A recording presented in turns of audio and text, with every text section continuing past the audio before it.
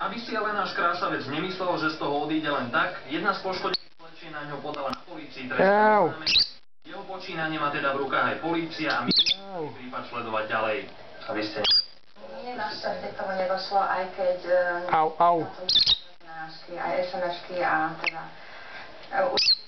len teda nemali sme kde a teraz som aj rada, že sa nič nestalo.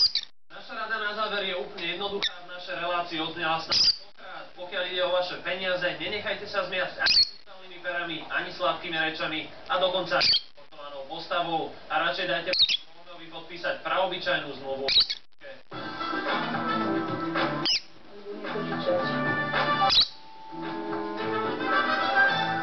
Jedna bytovka a takmer 200 obyvateľov už roky bojujú s úradmi.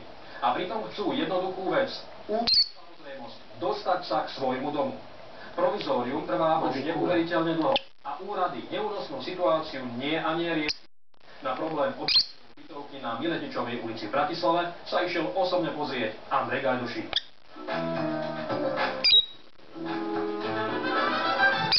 Na tom poschodí vlastnička bytu práve tam nad tým chodníkovým jazom zabudla bravčové v rúhre.